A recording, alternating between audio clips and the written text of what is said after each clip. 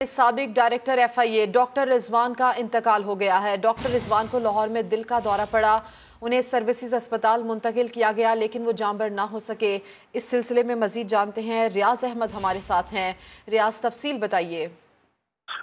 جی بالکل، ڈاکٹر رضوان جو ہیں وہ FIA میں ڈائریکٹر رہ چکے ہیں، اور یہ بھی جب یہ نئی گورنمنٹ آئی تھی تو اس کے چند روز بعد ہی وہاں سے وہ 1 سال کی چھٹی پر چلے گئے تھے، اور آج انہیں دل کا دورہ پڑا۔ انہیں فوری طور پر طبی امداد کے لیے اسپتال پہنچایا گیا جہاں وہ جان بر نہ ہو سکے۔ ڈاکٹر رضوان جو ہے وہ متعدد اہم کیسوں کی جو ہے وہ سربراہی کر رہے تھے، جو انکوائری ہو رہی تھی وہاں پر FIA میں، ان میں شہباز شریف اور حمزہ شہباز کا جو اسکینڈل تھا منی لانڈرنگ کا وہ کر رہے تھے۔ اس کے علاوہ شوگر اسکینڈل کی وہ کر رہے تھے، پیٹرولیم کا جو اسکینڈل تھا اس کی بھی وہ کیس کی انکوائری کی سربراہی کر رہے تھے۔ اس کے علاوہ محکمہ اوقاف متروکہ وقف املاک کا جو کیس تھا اس کی بھی وہ سربراہی کر رہے تھے۔ اس طرح کے متعدد کیسز تھے جن کی وہ سربراہی کر رہے تھے، اور آج چونکہ ان کی جو طبی موت ہوئی ہے اور اس کے بعد جو ہے وہ ان کے گھر والے بھی اس وقت ہاسپٹل میں ہیں، وہیں پر ہم لوگ موجود ہیں۔ کچھ دیر پہلے یہ ان کی ہلاکت کی جو خبر ہے وہ عام ہوئی ہے۔ ریاض، آپ نے تفصیل دی، آپ کا شکریہ۔ اسی سلسلے میں مزید بات کریں گے۔ سما کے ہیڈ آف انویسٹیگیشن یونٹ زاہد گشکوری ہمارے ساتھ ہیں۔ زاہد، ایک تو ڈاکٹر رضوان کی شخصیت کے بارے میں بھی ہمیں بتائیے گا کہ وہ کیسے انسان تھے، اور یہ بھی ہم جاننا چاہیں گے کہ کون سے بڑے بڑے کیسز تھے جن کے وہ سربراہ رہے، جن کی وہ تحقیقات کرتے رہے۔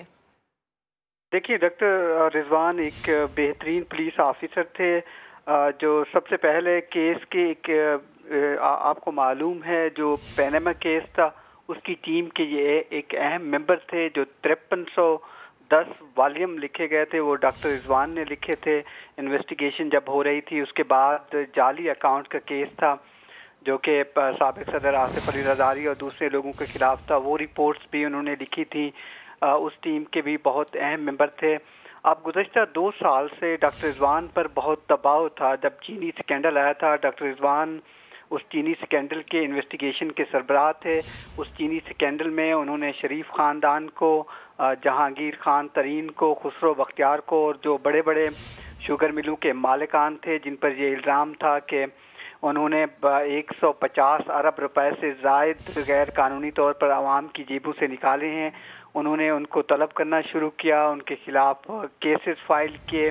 آپ کو معلوم ہے 14 سے زیادہ کیسز فائل ہوئے تھے۔